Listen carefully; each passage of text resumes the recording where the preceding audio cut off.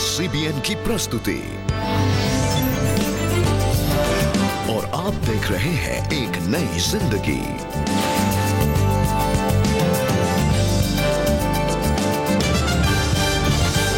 Good morning दोस्तों, welcome to एक नई जिंदगी। गुड मॉर्निंग दोस्तों, एक नई जिंदगी के आज के प्रोग्राम में आपका बहुत बहुत स्वागत है। एक ऐसा शो जहां जिंदगियां बदलती हैं और सोच नई हो जाती है।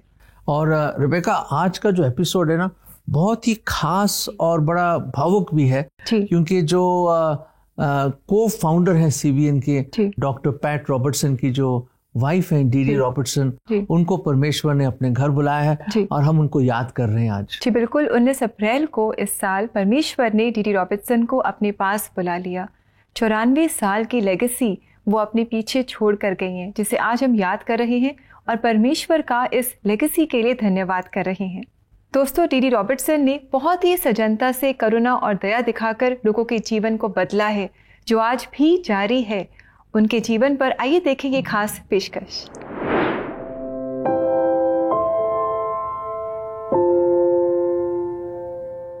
अमेरिकी लेखक, नर्स, CBN की को-फाउंडर और पैट रॉबर्टसन की पत्नी अडेलिया रॉबर्टसन ने अपने जीवन काल में कई लोगों की जिंदगियों को रोशन किया।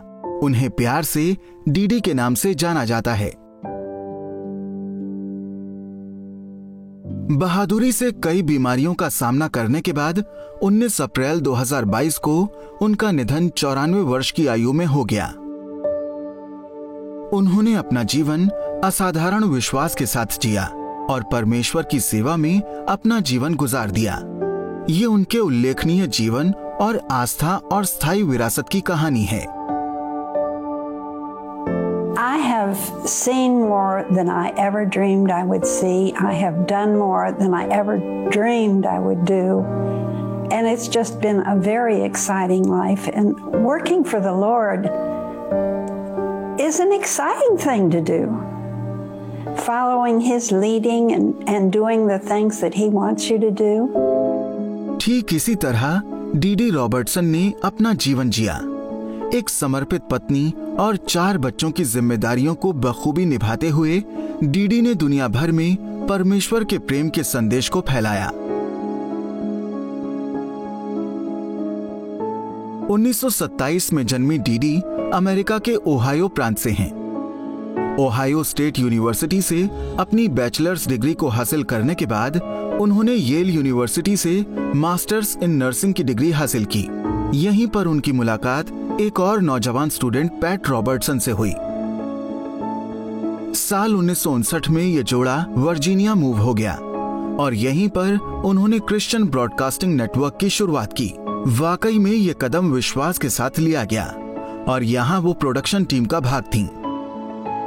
1961 से 1964 तक उन्होंने मिशनरियों के बारे में एक साप्ताहिक कार्यक्रम लाइफलाइन को होस्ट किया।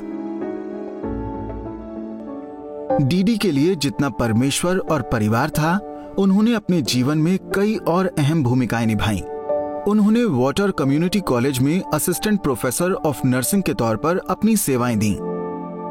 साल 1986 में उन्हें Christian woman of the year से भी सम्मानित किया गया। अपने उल्लेखनीय जीवन के जरिए उन्होंने कई लोगों के जीवन को छुआ है। एक नई जिंदगी में मिशनरियों पर उनकी एपिक सीरीज लाइफलाइन को जारी रखते हुए हम उनके जीवन और विरासत को सेलिब्रेट कर रहे हैं।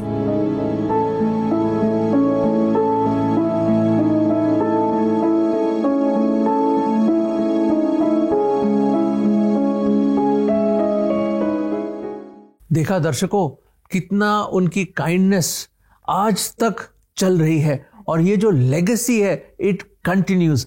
और ये जो शो एक नई जिंदगी का है, इस बात का परिणाम है। जी बिल्कुल बिल्कुल, जैसे हमने वीडियो में देखा कि उन्होंने मिशनरीज के जीवन पर एक शो होस्ट किया था। हम आने वाले हर महीने उनकी काइंडनेस और लेगेसी को याद करते हुए एक नई जिंदगी पर हर महीने एक रिमार्केबल मिशनरी की जर्नी आप तक लेकर आएंगे। लाइफलाइन की इस स्पेशल सीरीज में आज हम आपके लिए ला रहे हैं US missionary to India Miss Lillian Wallis की जीवन की सच्ची कहानी। उत्तर प्रदेश के बरेली में इन्होंने क्लारा स्वेन, जो विमेंस हॉस्पिटल है, एशिया का सबसे बड़ा हॉस्पिटल, इसकी स्थापना की। ये इसकी डायरेक्टर भी रह चुकी हैं। आइए दोस्तों, इस समय हम इनके जीवन पर ये खास पेशकश देखें। मेरा जन्म 4 मई 1927 को न्यू जर्सी के थियोलॉजिकल कॉलेज में हुआ था, जहां मेरे माता पिता ने अपनी डिग्री हासिल की थी। जब मैं 16 या 17 साल की थी, तब हम कैलिफोर्निया में थे और सर्विस के बाद चर्च के पास्टर ने एक ऑल्टर कॉल किया, और जब मैं आगे बढ़कर ऑल्टर में पहुंची तो पास्टर ने मुझसे पूछा कि तुम क्यों आई हो। मैं इसका जवाब नहीं जानती थी, लेकिन फिर मैंने कहा मिशन के काम में जाने के लिए। और आपको उस वक्त मेरी माँ और आंटियों का चेहरा देखना चाहिए था, जिन्होंने 8 साल तक एक मिशनरी के रूप में भारत में सेवा की थी, और वही मेरी शुरुआत थी। मैं परमेश्वर का धन्यवाद करती हूँ कि मेरी माँ और पिता और हमारे परमेश्वर ने मुझे भारत जाने के लिए कहा। ये मेरे लिए बहुत ही अच्छा है। मैं इज़ाबेला थॉर्बन कॉलेज पढ़ने जाया करती थी। 5 साल के बाद मैं अपने घर अमेरिका चली गई, क्योंकि मैं फिजिकल एजुकेशन में अपनी मास्टर्स करना चाहती थी। और मैं अपने मास्टर्स के दौरान 2 साल वहाँ रही। मैं वहाँ लोगों से मिलती थी और मैं वहाँ पर लोगों को भारत के बारे में बताया करती थी। यहाँ पूरे भारत से लोग आश्रम में भाग लेने के लिए आते हैं। मुझे यहाँ नए नए अनुभव करने के कई मौके मिले, और मैं इस सब के लिए परमेश्वर की बहुत बहुत आभारी हूँ। अब मेरे जीवन का आखिरी पड़ाव है, पर अब जो कुछ भी होगा वो सब कुछ प्रभु यीशु मसीह के लिए ही होगा। मुझे बरेली के क्लारा स्वेन हॉस्पिटल जाने के लिए चुना गया। वही करो जो परमेश्वर हमसे करने को कहते हैं। अपने पड़ोसियों से अपने जैसा प्रेम रखो। इसके अलावा मुझे नहीं लगता है कि परमेश्वर हमसे कुछ और चाहते हैं, लेकिन सबसे आसान और सबसे जरूरी है कि आप अपने पड़ोसी से प्रेम रखें, चाहे वो कैसा भी हो, कुछ भी करता हो, लेकिन बस आपका प्रेम जरूरी है। याद रखें, अपना जीवन प्रभु यीशु मसीह को समर्पित कर दें। आमीन। CBN India की team had a privilege to record her work and an interview before she left us all for her heavenly abode. कितनी जबरदस्त मिशनरी ज़ील थी इनके पास, और कितनी खुदा की खिदमत करना चाहती थी वो, और पूरी लाइफ उन्होंने डिवोट कर दी लोगों के लिए। और दर्शकों, उन्होंने क्या बताया कि सबसे अहम बात क्या है कि हमें अपने पड़ोसी को अपने जैसे प्रेम करना है। We have to love our neighbour as ourselves. और वो देखिए, ये क्या मिसाल थी उनकी, और अपनी पूरी लाइफ उन्होंने परमेश्वर की खिदमत में, सेवा में लगा दी। जी, पूरी अपनी लाइफ उन्होंने एक्ट्स ऑफ काइंडनेस में लगा दी। And God blessed her and he still blessing all of us through her life. बिल्कुल सही। और दर्शकों, मैं जब सोच रहा था कि ये मिस लिलियन वॉलेस के बारे में कि कितना कुछ उन्होंने करा, और उनके जाने के बाद भी लोग उनको याद कर रहे हैं, मैं ये सोच रहा था कि हम जब चले जाएंगे तो लोग हमें किन बातों के लिए याद करेंगे। कभी आपने सोचा है कि वैसे कहना तो नहीं चाहिए, पर कभी ना कभी तो सभी को जाना है, तो हम जब जाएंगे तो हमारे बारे में लोग क्या बात करेंगे। इनके बारे में तो कितनी अच्छी बातें हमने सुनी और कितना कुछ सीखने को मिला। क्या हमारे जीवन से भी लोग कुछ सीख पाएंगे? जैसे मिसाल के तौर पे दाऊद राजा, किंग डेविड जो था, उसके लिए एक बड़ी जबरदस्त गवाही थी परमेश्वर की, that he is a man after God's own heart. वो परमेश्वर का दिल पसंद इंसान था, ये परमेश्वर की गवाही थी। और मूसा जिसको इतना बड़ा जबरदस्त लीडर, जिसको मिस्र देश से पूरे बनी इजराइल को उसने निकाला, बाइबल बताती है और परमेश्वर बताते हैं उसके लिए, he was the meekest man on earth, सबसे दीन इंसान था, the meekest man.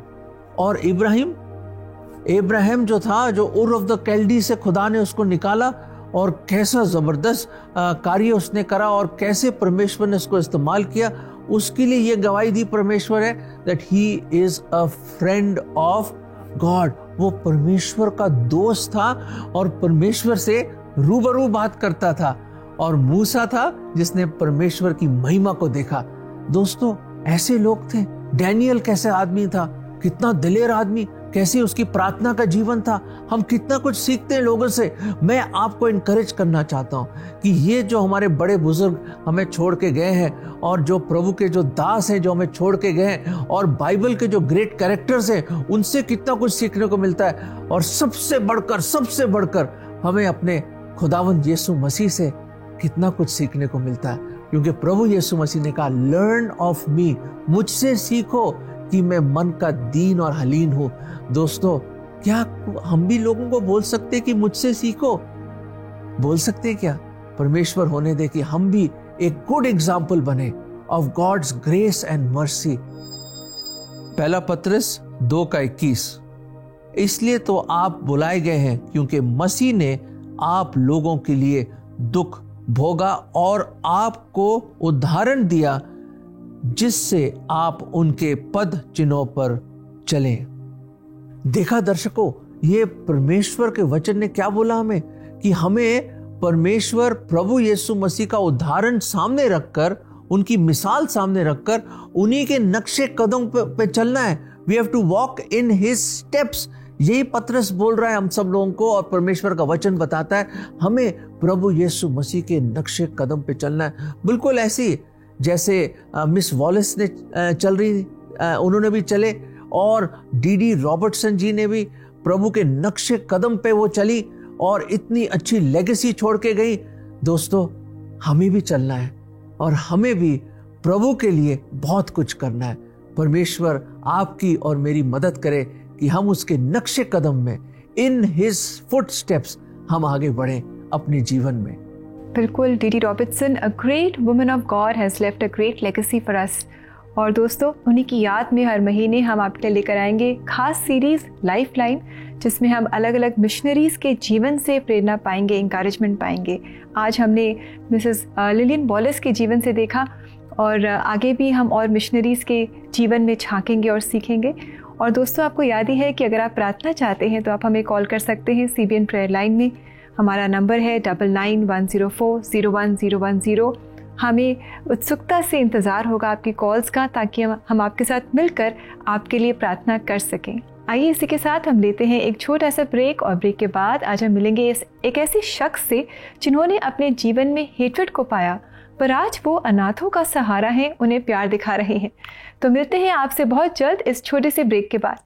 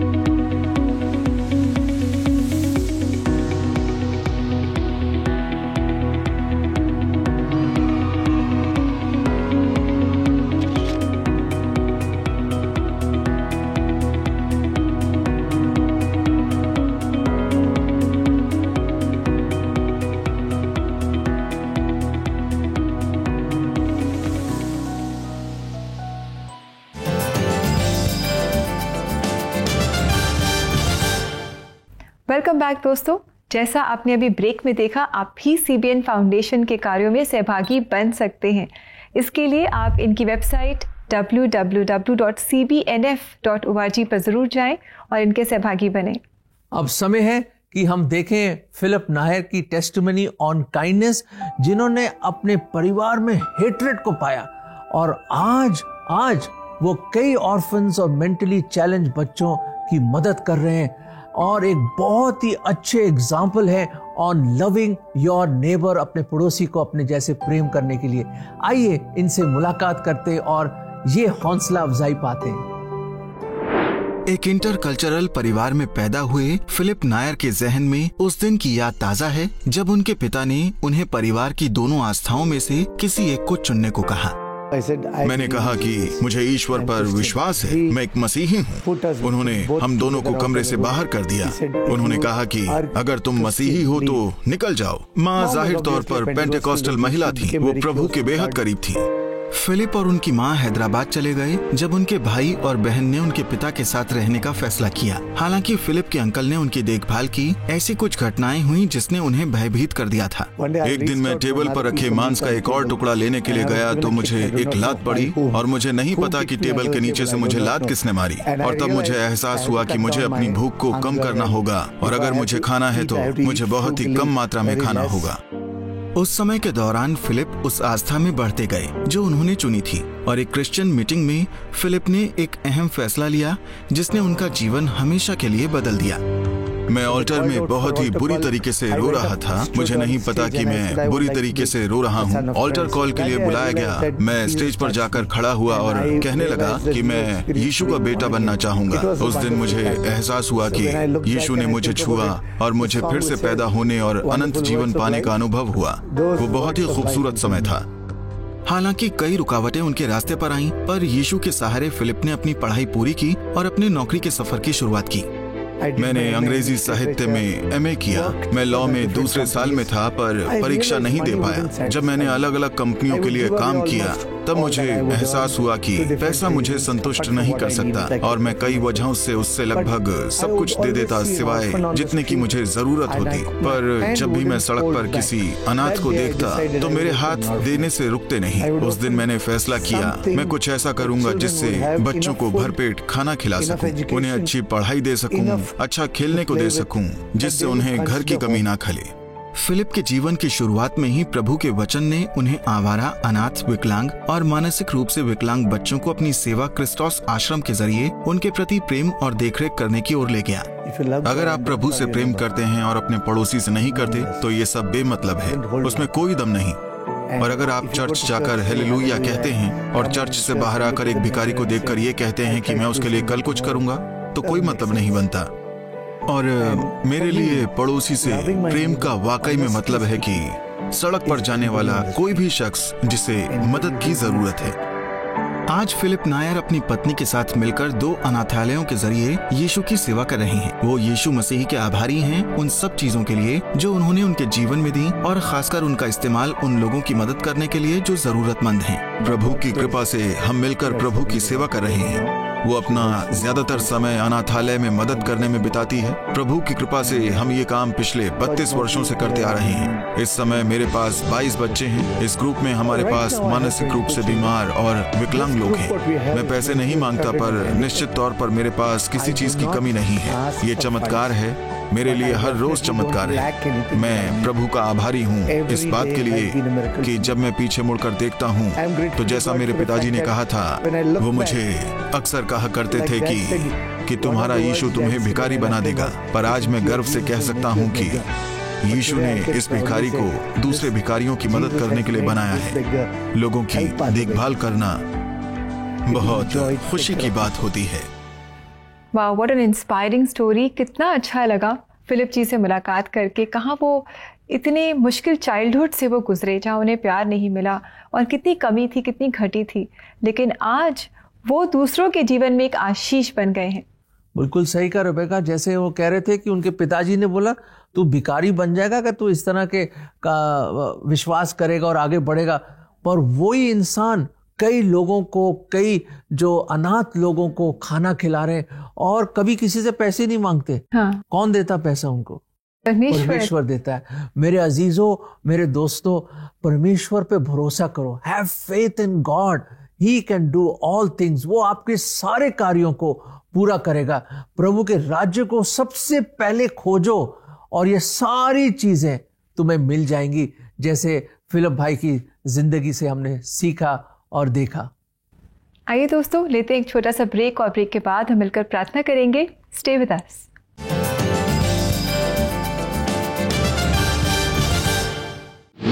Hey Superbook fans, we have some exciting news for you. There is a big sale on all things Superbook.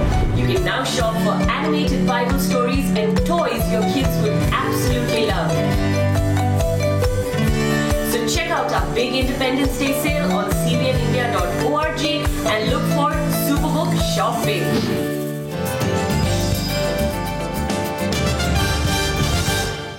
Welcome back दोस्तों। अभी break में आपने देखा कि किस तरह सुपरबुक मर्चेंडाइज और टॉयज़ और बहुत सारी चीज़ें आप अभी भी खरीद सकते हैं at a special discounted price of 25%। Independence day sale अभी भी चल रही है, so make good use of this opportunity. जल्दी से आप cbnindia.org वेबसाइट पर जाएं और जो भी आप चाहते हैं जल्दी से खरीद लें। डोंट मिस दिस अपॉर्चुनिटी दर्शकों। और मैं आपको बताना चाहता हूं कि आज हम किस पे चर्चा कर रहे हैं, दैट काइंडनेस। और ये जो करुणा है, the kindness leaves a great legacy, और इसी के बारे में हम सीख रहे हैं और जान रहे हैं। So why not we spend time in prayer now? क्यों ना हम प्रार्थना करें हमारे सब दर्शकों के लिए, अपने लिए, ताकि हम भी एक ऐसी ही लेगेसी अपने पीछे छोड़ करके जाएं। बिल्कुल। Shall we all pray? आइए हम मिलकर इसके लिए दुआ करें। प्रभु जी, हम धन्यवाद देते हैं कि, और खास तौर से धन्यवाद देते हैं कि इतने इतने बड़े बड़े लोग जिन्होंने आपके लिए इतनी सेवा करी, भाइयों और बहनों ने जिन्होंने अपने पूरी लाइफ को कुर्बान कर दिया आपकी सेवकाई के लिए, सैक्रिफाइस कर दिया।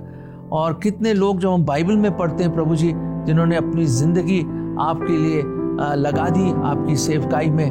प्रभु जी, हम यही दुआ करते हैं अपने दर्शकों के लिए, अपने अजीज़ों के लिए, अपनी फैमिलीज के लिए और अपने लिए भी, कि आप प्रभु जी हमारे जीवन में भी ऐसे ऐसे कार्य करें, और ताकि हमारे जाने के बाद भी प्रभु जी लोग ना केवल वो कामों को याद रखें, पर उन कामों के द्वारा आपके नाम की महिमा हो। प्रभु जी, all that we do may be for your glory. तो प्रभु जी होने दीजिए कि हम भी एक अच्छी लेगेसी, एक अच्छी टेस्टिमनी और एक अच्छी मिसाल छोड़ के जाएं, और एक अच्छे एग्जाम्पल बने अपने लोगों के लिए। प्रभु जी, आप ही हमारी मदद करें कि हम आपके नक्शे कदम में आगे बढ़ते चले जाएं, अपने जीवन की मुसाफरत में हम आप ही के जैसे ढलते चले जाएं। और ये प्रार्थना हम प्रभु यीशु मसीह के नाम में मांगते हैं। आमीन, आमीन। मे गॉड, परमेश्वर होने दे कि आप भी एक खूबसूरत और वंडरफुल लेगेसी छोड़ के जाएं जब जीवन का सफर खत्म हो, और आपको रूहानी ताकत देने के लिए, आत्मिक भोजन देने के लिए। आइए देखते हैं कि परमेश्वर का वचन हमसे क्या बात करना चाहता है।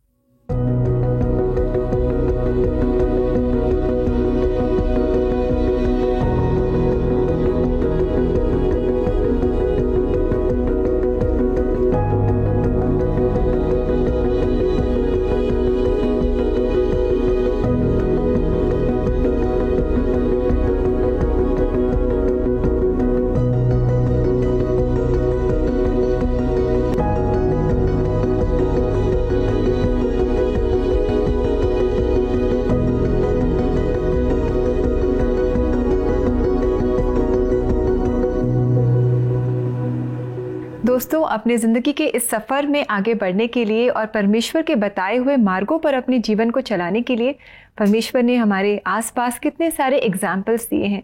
परमेश्वर के वचन में, हमारे आज के जीवन में हम देखते हैं जैसे डी.डी. रॉबर्टसन और मिस वॉलेस और बहुत सारे एग्जाम्पल्स, जिन्हें फॉलो करके, जिनसे इंकरेजमेंट पाकर हम भी एक्ट्स ऑफ काइंडनेस कर सकते हैं और परमेश्वर के नाम की स्तुति और महिमा कर सकते हैं। और दर्शकों, हमने क्या सीखा आज के एपिसोड से, और कितनी अच्छी प्रेरणा हमें मिली, और हमने देखा कैसे डी.डी. रॉबर्टसन की लाइफ से कितनी ज़बरदस्त उनकी लेगेसी है और कितने लोगों पर उनका असर हुआ। और हमने मिस वॉलेस की लाइफ से देखा, हमने फिलिप जी की लाइफ से देखा कैसे वो एक अपने पड़ोसी को अपने जैसे प्रेम कर रहे हैं और प्रभु के लिए कई कई कार्य कर रहे हैं। हमने इब्राहिम, दाऊद, डैनियल, मूसा की लाइफ से देखा। पर मेरे अजीजों, ये जीवन का सफर एक दिन तो खत्म होगा, और जब ये जिंदगी का सफर खत्म होगा, लोग आपके लिए क्या कहेंगे? लोगों की छोड़िए, परमेश्वर क्या कहेगा आपके लिए? मेरी ये दुआ है आपके लिए और मेरे लिए कि जब जिंदगी का सफर खत्म हो तो हमारा खुदावंद, हमारा परमेश्वर, हमारा प्रभु यीशु मसीह बोले, well done good and faithful servant. आमीन। आमीन दोस्तों। और अगर एक नई जिंदगी प्रोग्राम ने आपको एक नया जीवन दिया है, आपके जीवन को बदला है, तो आप भी इस प्रोग्राम को ज़रूर सपोर्ट करें, सहभागी बने। ऐसा करने के लिए आप हमारी वेबसाइट पर जा सकते हैं। हमारा एड्रेस है www.cbnindia.org/give2cbn। और दोस्तों, हमारे जाने का समय आ गया है और जाते जाते एक और खूबसूरत गीत हम आपके लेकर आए हैं, जीना तू, जो गा रहे हैं सेकल जीत। इस गीत के द्वारा आप परमेश्वर की स्तुति करें, आराधना करें, बहुत आशीष पाएं। कल आपसे फिर मुलाकात करेंगे, तब तक के लिए नमस्कार। God bless you.